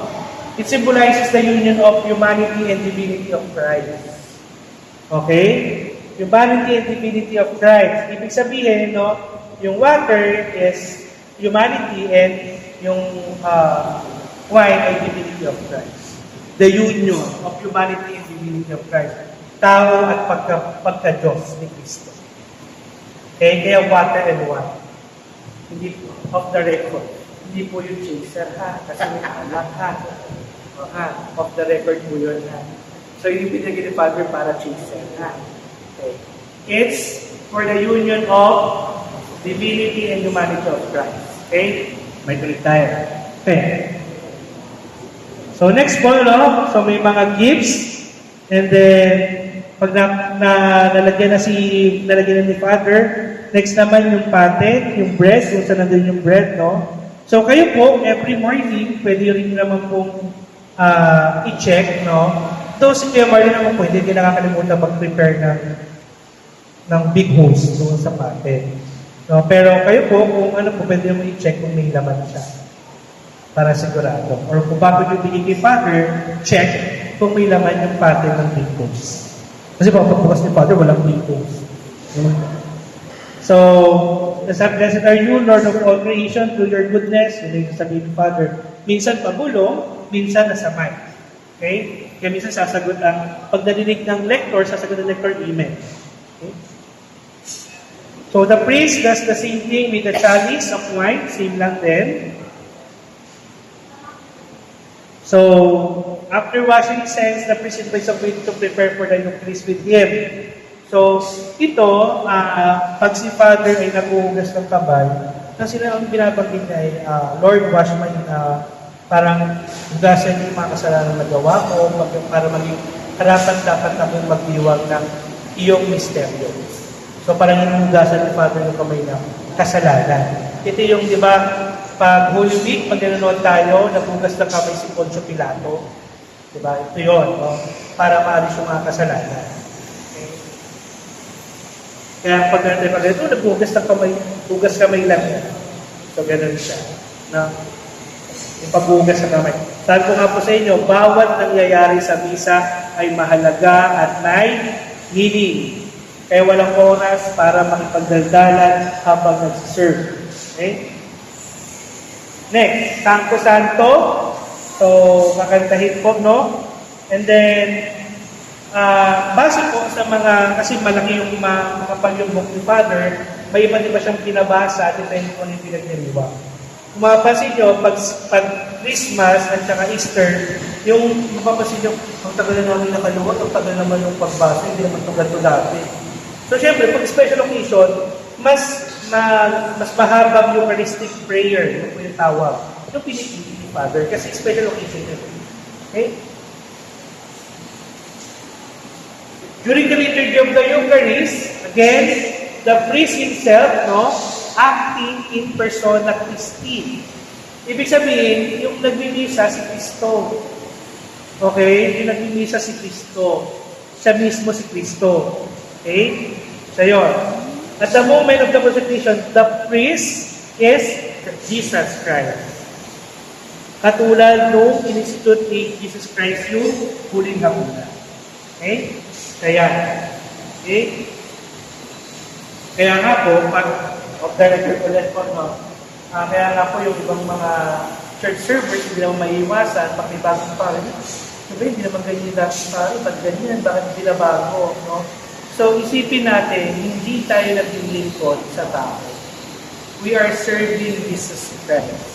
Okay? Kasi, hindi ko alam, sa mga ibang simbahan, pag umalis na yung pare, pati yung server, maalis na, hindi na rin nagsiserve. Kasi naging loyal sa pare. Hindi kay Kristo. So yun po yung iiwasan natin, no? So pwede po tayo maging kaibigan ni Father. Pero hindi dahil wala na si Father, hindi tandaan niyo po, hindi habang buhay si Father sa isang parokya. Lumilipat po siya. Pwede maging best friend si Father, pero dapat hindi maapektuhan yung pagsiserve natin. Na pag umalis siya, may bagong pare, hindi mo nagustuhan, hindi na magsiserve. Again, si Kristo ang pinagsiservan natin sa simbahan. Okay? Yun po yun. No? And then, it takes the chalice and saying, "This is the cup of my blood." Same with the bread. No? When the bread and wine are consecrated by the priest, they are transformed into Jesus' body and blood. Okay. Yun na yung dalawang species. Anong yung dalawang species? Bread and wine. Yung two species of the Eucharist. No? Again, this is the most sacred part of the Mass consecration. Kaya hanggat maaaring nakaluhod. Kung hindi kayang lumuhod, tumayo. No? Hindi siya dapat nakaupo. Kaya kayo po, kung sa ibang simbahan nagsimba kayo at nakita niyo na wala ng mga pansanan yung lay na nagsisimba, during consecration, pwede nyo sabihan. Kung hindi po kayo makakaluhod, pwede naman po kayo tumayo. Huwag lang po kayo umupo. Kasi consecration po yun. That's the most sacred part sa misa. Yung pag-transform ng wine, ay ng bread, ng body, wine to blood of Christ. Okay? Ang tawag po sa transformation na yun ay transubstantiation. During the consecration, pag nata-transform na yung bread to body, wine to blood, ang tawag doon ay transubstantiation. From the word trans, di ba? Nagpapalit substance. Yung dalawa. Tion is the process. Kaya transubstantiation. Medyo nakakabulol, pero ito po yung tawag. No. The Eucharist is the most personal encounter with God. That's why, kaya nga pag nag-mimisa, dapat yung pagkalandam natin ay si Kristo ang gumagawa nyo. Okay? We encounter God sa misa. Okay. Doon pala, so pag inaangat ni Father yung bread at saka yung wine, meron ba kayong like simple prayer or sinasabi? Ano po? My Lord and my God. Alam niyo po kung saan yung hango? Bakit my Lord and my God? Okay. Ito po yung during noong nagpakita si Jesus Christ sa mga apostles sa isang room. Diba? Dumating si Jesus Christ, nagpakita si Jesus Christ kay Mary at sa ibang apostles, pero wala si Thomas. Anong sabi ni Thomas? Maniniwala ako na buhay si Jesus Christ kung mailalagay ko ang aking mga daliri sa kanyang mga sugat. Tama po, no? Nung una, hindi siya naniwala. Nung dumating ulit si Jesus Christ, nakita niya, pinasok niya ang kanyang mga daliri sugat ni Jesus Christ, anong sinambit niya? My Lord and my God. Ibig sabihin, naniniwala tayo na yung nandoon sa misa na body and blood of Christ ay siya talaga yan. My Lord and my God. Naniniwala ako, ikaw yan. Ikaw ang nandiyan. Okay? Yun po yung context na doon. Okay? Yung kay Thomas. Okay? So, after the consecration, so the community recites together the si Kristo yung namatay, si Kristo yung nabuhay. And then, prayers for the intercharge, ayun nga po yung Eucharist, no? And then, doxology, Amen, Amen, Amen, and then the Our Father. While what it has to be saying, okay, ngayon po, dati kasi hawak-hawak ng kamay, no? Ngayon po ba, practice nyo na nakaliwan? Okay. Ano po kaya ang context ko, no? Pag si Father po kasi, nagdalapat siya ng kamay, let us pray. Tayo yung ulo mo. Kasi ang ginagawa ni Father, inopolet niya lahat ng prayers natin to lift up kay God. Kaya sa Ama namin, siya yung nakalapat ng kamay, tayo praying hands. Kasi whatever we pray, kinokollect ni Father, siya yung nagtataas kay God. Okay? So yung iba, ganun pa din, nakaganyan pa din. Pero tayo, as card server, we encourage na talagang naka-praying hands. Okay? Tapos, sign of peace. So, the priest breaks the bread and prepares the Eucharist for communion procession. Okay. Trivia or additional na kaalaman, may kita nyo po yung host, may hati sa gitna, may hati pa ng triangle. Pansin niyo po ba? Yung big host, may hati po, may hati pa ng triangle na maliit. Ginagawa po kasi, ang dapat, ang nare-receive, no, body and blood of Christ, yun yung nare-receive natin. Body and blood of Christ. Ngayon, ang nangyayari po, ginagawa ni Father, nahati na, yung maliit, sinasawsaw niya sa alak or sa wine na naging blood. So, yung proseso na yon, ibig sabihin, hindi lang talaga body of Christ yung tinatanggap natin. Pati blood of Christ. Kasi, when the time na nilutong ni Father yung body, yung ostya, nag-iisa na siya. Nag-isa na siya. Kaya ang tinatanggap natin, hindi naman literally, no? Tinatanggap natin body and blood of Christ. Pero bakit, tanong niyo, bakit po ang sinasabi namin the body of Christ? Of course, kasi pag sinabi mong the body and blood, yung mga lay people, magkakasin yung blood, nasa yung blood. Kaya ito na naman yung talagang namin, hindi naman kami uminom ng sa chalice. So, yun. Para, for the context lang na hindi maging filosofo na body and blood of Christ, body of Christ, kasi physically, yun lang. Pero, yung totoo behind that, when yun nga, nilubog ni Father, iisa na yung tinatanggap natin. Both body and blood. Okay? Sa ibang parokya, I think, doon din, yung siguro college po ako noon, year 2007, during the Holy Thursday, yung mga lay minister, meron silang siborium na hawak. Tapos yung sa gitna, may lagay ng maliit na baso. Kasi parehas ibinibigay sa tao yung body of blood. During sa misa ng huling hapunan. Para ma-receive ng parehas. Hindi na po ginagawa ngayon kasi medyo na-desecrate, nababastos kasi tumutulo po kasi. Tumutulo yung pag sinausaw kasi nagtutulo kasi. So, mababastos po or desecration ng tao. So, hindi na po yung ginagawa. Pero sa misa kasi, not literally, pero parehas talaga siya ginagawa. Okay? Yun po. Tapos, yun, isa din po, no, kami po, ako po kasi MC po, kami po yung mga nag-a-assist sa mga bishop, meron kami mas malalim na permission sa liturgy and all. Kami, ang ginagawa ng usually, pag merong accidentally na nauulo, what we usually, na ginagawa, pinupunasan namin ng panyo, or ng isang corporal purificator, no? Pinupunasan namin, and then, nagsasabi kami, lumuluhod kami, nagsasabi kami ng prayer, na Lord, I'm sorry for, yun nga, desecrate namin yung body mo, diba? So, ganon. Kung mapapansin nyo, yung mga pare, minsan, pag naulugan, kukunin nila, magpupos sila sa bread, kasi manghihingi sila ng apology. Pag-sorry sila kay God. Ganon yun. No? Kami, kaya yung ginagawa namin, kahit naman tayo, kasi tayo din naman nagbibigay ng communion, by the way, minister din po ako ng Father Louis. So, ganon po. So, pinupunasan namin, tapos, yung pinamunas namin, doon namin sa sakralyo hinuhugasan.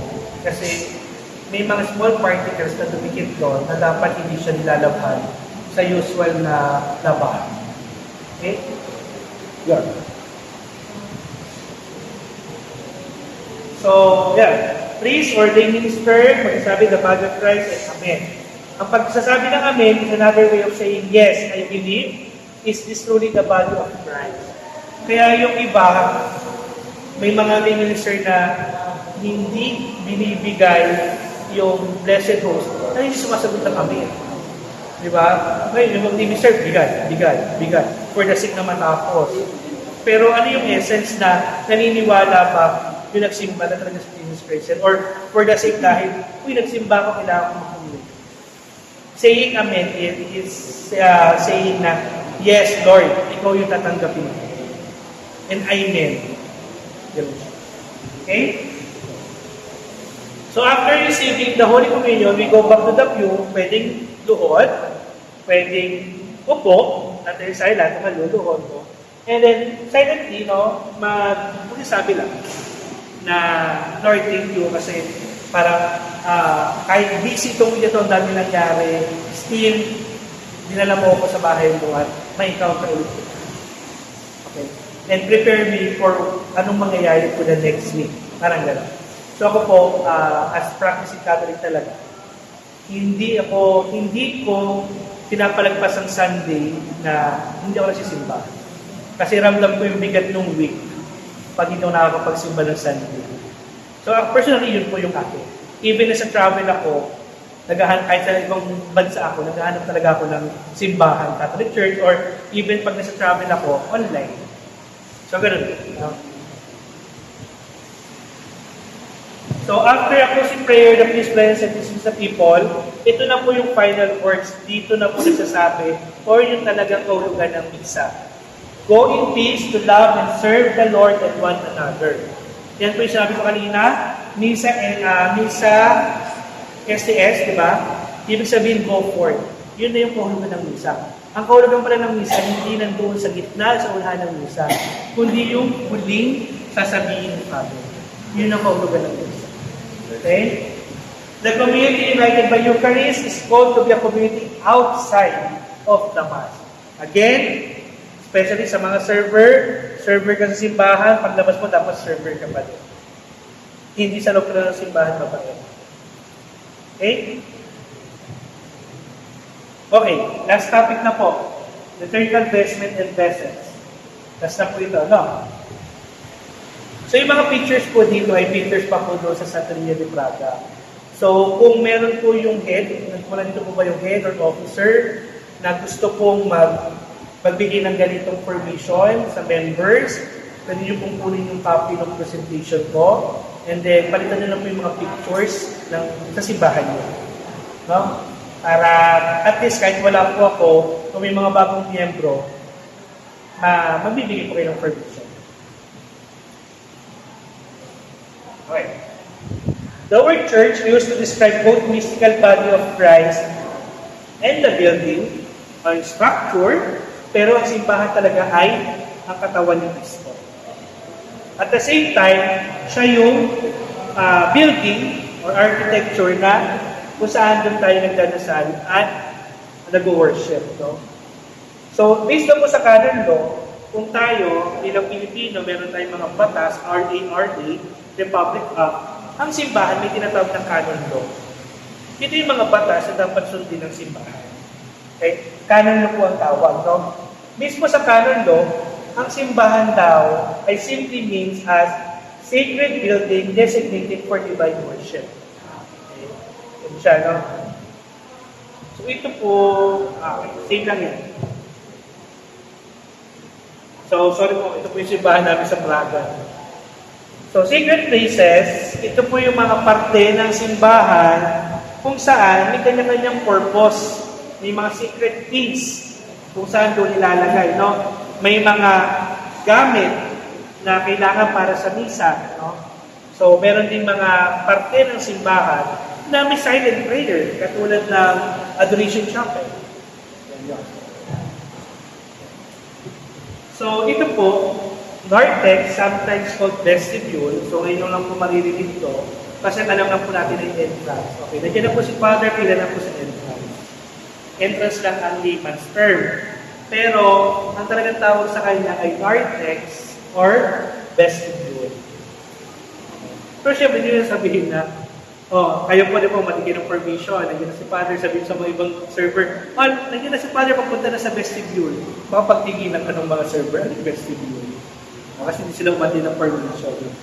Pero vestibule yun, or yung layman's term entrance. So, nave, no? So, ito po yung gitna. Ayan. A central part of the church where the faithful gather to worship together and the pews are located. Nave po. Sanctuary. Ito po yung sanctuary. No? So, consecrated area around the altar church where the holy sacrifice of the Mass is celebrated. The altar, the ambo, no? Ambo or lectern. Same lang yun. Tabernacle, presence table, hindi ko po nakakasilip, I think yung po presence table, no? Presence dapat movable, kaya presence, no? Para po si Father kailangan niya at walang server, pwede lang kinugin lang yung table, no? Para doon siya kukunin. Priest, deacon, server chairs are located, no?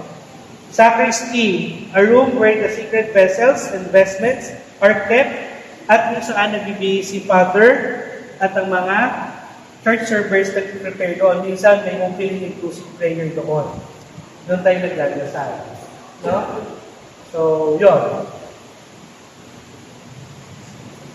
Kaya nga po sa Kristi ay hindi tambayan after the Mass. Okay? Crucifix, dapat may crucifix, no? So, ano po ang pinakaiba ng cross sa crucifix? Si cross ay walang image ni Jesus Christ, crucifix ay meron. Sa Catholic Church, dapat lahat ay crucifix, walang cross. Other religion, naggumagamit ng cross because they don't believe sa image. Pero tayo as Catholic, dapat may image. And tatawag natin sa kanila ay crucifix. Okay? Crucifix yung po ang difference ng cross at crucifix. Altar table. So ito yung sinabi ko kung saan yan po lahat nangyayari after the liturgy of the Word. Ambo, also known as table of the Word, kasi dyan ang mga scriptures. Lectern, yan. Lectern, para sa commentator. Mga announcements. Presider's chair, yan. Tapos pag may narating na bishop, magdadagdag ng buwan. Pag may deacon tayo, katabi ni Father yung deacon. Tabernacle. Ganda po ng tabernacle nyo. Ito ang isa Praga. No? So the shrine where the Eucharist is kept as a place of exclusive reservation of the Blessed Sacrament, a sign of reverence and adoration. One genuflex whenever passing in front of the tabernacle. Okay? So, ang sabi po nila, ang joke, ang tabernacle daw ay refrigerator ng mga natitira po. Hindi po yung refrigerator, ha? Po, hindi po yan. Ang tawag po dyan, yan po ang puso ng simbahan. Okay? Hindi po na refrigerator. Okay. Sanctuary lamp. This is always a single light burning by the tabernacle to show the real presence of Jesus, body, soul, blood, and divinity. So this light also represents our watchfulness before Christ, the light of the world. So dapat po, kung ang tabernacle ay naka-close, ibig sabihin may laman. Okay? Dapat may laman. Ano yung sign na nandiyan ang Blessed Sacrament na sanctuary lamp? Okay? Color pula. Never lang pinapatay unless walang laman ng tabernacle. Tuwing kailan nawawala ng laman ng tabernacle? Anong araw sa buong calendar year nawawalan or bukas ang tabernacle? Holy Thursday. Okay? Kasi nililipat siya sa altar of repose, no? So, pag walang laman yan, dapat nakapatay yung sanctuary lamp. Okay? Ngayon po, may mga instances na pag binabalik na siya ng Saturday, diyan, hindi na bubuksan yung ilaw. So, kayo po, pwede nyo pong sabihan, si Tia Marla, kung sino po na sa sacristy na may laman na yung tabernacle, dapat open na rin yung sanctuary lamp. Okay? Yung ibang simbahan, ginagamit nila, hindi ko alam, kandila, yung may langis. Kasi mas matagal yan compared na usual kandila. Pero syempre po, nauubos din yun. So sometimes, pag may nakikita yung simbahan, bumibista rin sa simbahan, at alam yung may laman ng tabernacle at patay ang sanctuary lamp, pwede niyo po sabihan yung parish office na napansin ko po na hindi po nakabukas ang sanctuary lamp. So pwede naman po kayo magsabi. Hindi naman po kayo siya nagmamarunong doon. Ayun po ay tama. Yun ang tama. Okay? Ganun po. Okay? Next, Paschal candle. Ano yung Paschal candle? Okay. So yung Paschal Candle, yan po yung sinisindihan yung Eastern Vigil, no? Yan po yung sinasabi ko na dapat dyan manggagaling ang liwanag, dahil patay ang ilaw ng buong simbahan pag Eastern Vigil. Dahil siya ang unang papasok, siya ang liwanag. Si Kristo ang liwanag. Okay?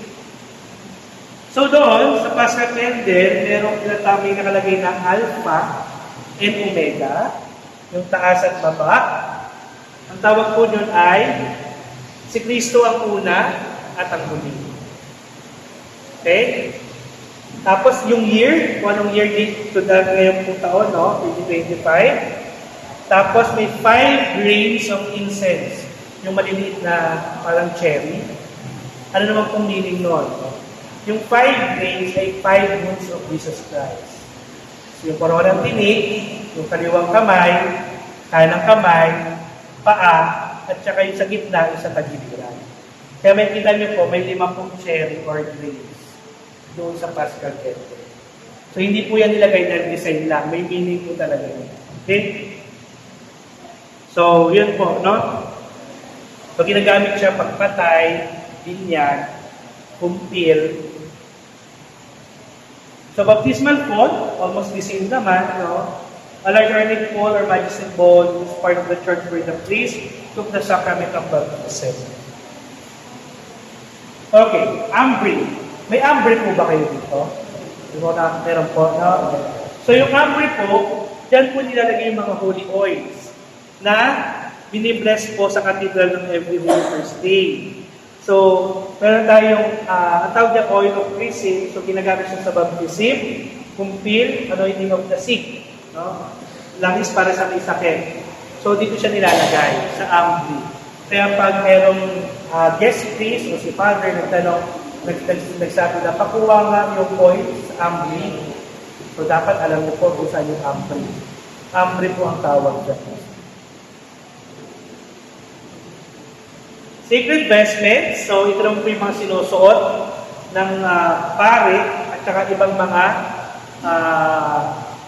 katulad ng deacon. No? So, alb symbolizes purity. So, si Father may alb, no? Una niyang sinusuot. No? So, it reminder of the baptismal garment worn when the new Christian put on Christ. Kaya siya yung unang nilalagay. No? Si alb po ba ay nagbabago-bago ng kulay based sa season? Hindi. Usually, white lang siya. Yung alb. No? So, para kung wala pong mother partner, nandun po kayo, nauna kayo, sabi ni Father, pakuha naman ng alb, alam niyo po yung alb. Yung alb ay puti lang. Pero sa ibang, like sa Roma, ang alb nila ay black. Kasi ang nagpuputi lang doon ay si Paul. So, gano'n. Alb. Chasuble symbolizes charity. No? Ito naman po ay yung after ng alb, sinusuot, chasuble. No? So ito naman po ay sinusuot depende sa pinagdiriwang. Kung Advent and Violet, pag Christmas, Easter, white, pag Martyrs, red, pag Ordinary Time, green, pag Gaudete, may Tari Sunday, pink, no? So, depende po kung ano yung pinagdiriwang. So, meron tayong stola, no? Meron tayong stola, yung sinusuot sa leeg. Meron namang center stone. Dalawang po ang klase ng stola para sa pare, no? So, it symbolizes the clerical office, sabi ordained, no?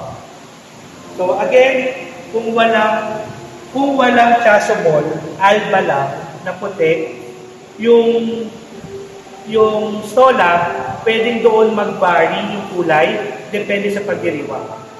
Kasi ang mga chasuble, pag may chasuble ka na, yung stola nasa loob. Pero ang uri ng stola niya, yung manipis na tela lang. Pero pag walang chasuble, no, alba lang, pwede dito lang suotin ni Father. Tapos ang kulay, depende sa celebration. Okay? So ito naman po ay cook. Ginagamit naman po ito pag Holy Thursday and tawag yung Holy Hour. Pag Holy Thursday, yung hinahatid yung altar of yung Blessed Host sa altar of repose, no? Nagpo-procession or Holy Hour. Ganon din yan. Pag naka-expose yung Blessed Sacrament dun sa monstrance. Yung mirror veil, ito yung panghawak nila Father doon sa Blessed Host. Okay? Okay. Alam ko naman po na hindi nyo usually ginagamit ng mga books kasi nga mga usually ito yung mga lector, pero sabihin ko na po just in case na mag-utos si Father, nasaan yung sacramentary, nasaan ang lectionary. Sa sacramentary, dito lahat yung mga part na book na ginagamit ni Father sa misa. Nandiyan lahat ang sasabihin niya sa misa. Ang tawag ay sacramentary or Roman misa. Okay? Sacramentary stand yung pinaglalagyan ng sacramentary Book of Gospel. So meron ilang accounts meron tayo sa Gospel? Ilang accounts? 4. John, Matthew, Mark, isa. Luke. Okay? 4 accounts of Gospel. No? Yun yung 4 accounts. Pagkatanong ilang accounts meron ng Gospel? 4 po. Ito yun. So sa procession, pag walang deacon, lector ang naghahawak. Pero pag may deacon ang naghahawak. Lectionary, ito naman yung ginagamit ng mga lector. Yung mga first reading, second reading, responsorial psalm, lectionary naman ang tawag. Okay? Magkaiba po ang sacramentary sa lectionary. Sacramentary, ginagamit ni Father, lahat ng mga scriptures, pag kailangan niyang basahin, nasa sacramentary. Lectionary, para sa mga lector, mga readings. Okay? Ordo. So dito po ba may marunong magbasa ng ordo?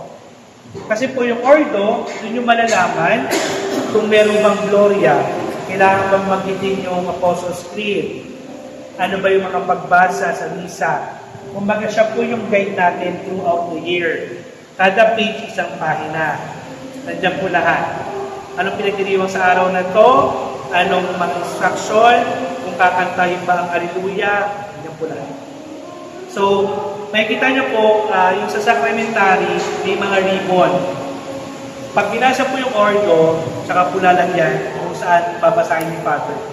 Kaya meron, pag lipat ni Father, meron ng parang nakalagay na ribbon. Yun nga yung sign niya na ito yung babasahin. Yan po yung ordo. Okay. Sacred vessels. Kanina, mga vestments mo, mga suot. Sacred vessels, talis. Alam naman po natin yan. Pate. Alam na rin po natin. Ciborium. Lagi natin hawak. No? Corporal. Yung paglalagyan. Nilagay dapat. Bakit? Para sa mga mahuhulog, namumu, or at least masasalot. No? Purificator. Di pa muna si Father, pamunas niyo po, no? Para pag dumikit yung daliri, hindi po natin. Hygienic purposes. Si Pal, minsan, nagbabari din sa kulay, pero not necessarily. Okay? Kasi hindi naman yung nakikita ng tao. Pero may mga Pal din po na nagdidepensa sa celebration. So ano po bang purpose ng PAL? So yung PAL kasi, para siyempre maraming ibon na rin bumabagsak para ma-prevent na madumihan ng iinom ng Father.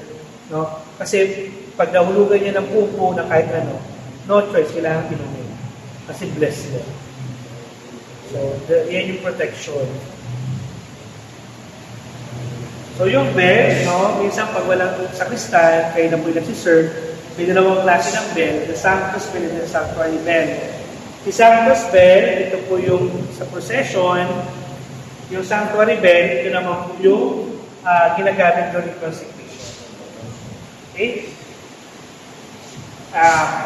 Ginagamit daw siya, elevation of the sacred body and blood during the transubstantiation. Okay? Bakit? To draw attention sa mga tao na itong part na to ay mahalaga. Okay? Fluids and rays. Yan. So, yun ang sinabi ko, no? Divinity and humanity of Christ. No? Bakit ito po yung dugo ay divinity, tapos ito ay humanity. Di ba po nung tinusok nung kawal, lumabas yung tubig sa gilid ni Christ, di ba? Tapos yung mga dugo niya. Kaya nga ang image is the sacred, ano nga po siya? Sino po yung, ano pong image ni Jesus Christ yung may dugo at tubig? Yung 3 o'clock, naghapon sa ABC niya dati. Divine ako. Divine mercy. Nawala sa isip ko. So yun, may kita nyo, may white at saka may red, dugo at tubig po yun. Okay? Lavabo towel, fountain towel, yan po, dyan nagugas si Father, no? Monstrance, yan, dyan na-expose to the holy hour, no? Communion plate, sa mga sakristiyan dapat may communion plate. Kasi may nahuhulog na mumu. Even the tiny particles, part pa rin yun ng body of Christ. Kaya kailangan mas masalo. No? Kaya minsan, yung mga sakristiyan, pag yung formation, ang hawak nyo sa communion plate na kaganyan. Tapos, pagkatapos sa mag-communion, kinaganyan nyo. So, anong purpose ng communion plate? Nahulog din. No? Kaya, minsan, sinasabi naman sa mga sakristiyan, pag mag-communion plate, pag alam nyo may electric fan, taas nyo, lagay nyo yung kamay nyo, para hindi yung purpose ng communion plate mabaliwala. Now, to revolve both during the incense, no? So, ito naman po during benediction, blessed sacrament. So, yung fragrant smoke, yung smoke mismo, nagsisimbolize kung ano yung dinarasan natin, umakit sa natin. Diba? Yung usok. As per gilum, as per sorium, yun yung ginagamit natin for the holy water. Ablution bowl, ito po yung dapat, meron po ba kayong ganito rito? Sa credence table, na before and after the giving communion, nag-ugas kayo ng kamay. Meron naman. So, ablution bowl po ang tawag. And then sacrarium, ito po malaga. May sacrarium po dito. Meron po wala? Meron. Okay. Anong gamit ng sacrarium? Si sacrarium, para lang siyang parehas siya na lababo sa bahay. Pero different yung purpose.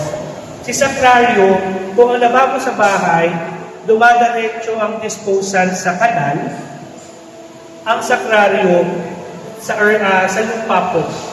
Okay, sa lupa, hindi siya kasama sa kanal. Bakit? Lahat ng mga hinuhugasan, chalice, merong stain ng blood of Christ, merong nahulog na body of Christ, may pinagpunasan, tapos may mga small particles, doon lahat nabuhugas. Para kung may body and blood of Christ, Jesus Christ yung pinaggamitan, hindi nababastos. Kasi bumabalik siya sa earth or lupa. Hindi sa disposal kasama ng mga disposal natin sa bahay. So yung sacrarium ay hindi po yan diretso sa waste disposal. Okay? Holy water font, so ito sa labas, no? So nag-sign of the cross lang tayo. So, reminder lang naman yun, naniniwala tayo sa tatlong the God triune, ibig sabihin God, the Father, and the Son. Naniniwala tayo na ang Diyos ay tatlong persona sa iisang Diyos. Okay, naniniwala tayo na ang Diyos ay tao, Diyos, at Espiritu Santo. Offertory table, sa likod doon, malapit sa entrance, sa vestibule. Credence table, so credence ibig gumagalaw. No? Processional cross and candles, ginagamit natin. Okay. Tapos na tayo. Okay. So, dahil kanina na, tinanong ko kayo sa pre-test. No? So, masasagot ko na po ito. So, what are the 5 seasons in the liturgical calendar? Advent. Christmas. Ano po? Christmas. Yung sunod-sunod Advent, Christmas, ordinary time na maikli, Lent, Easter. Okay, very good. Kanina po, walang tahimik. Pero ngayon, at least alam mo natin may natutunan tayo, no? What are the two main parts of the Holy Mass? Main parts. Liturgy of the Word and Liturgy of the Eucharist. What are the two rites of the Holy Mass? Gathering rites or introductory rites and concluding rites. Okay? Tingin ko na po yung last slide. Ayan. So, wala naman na to. Praise be to the Lord for the gift of the liturgy. Kasi kung walang liturgy, wala tayong servers.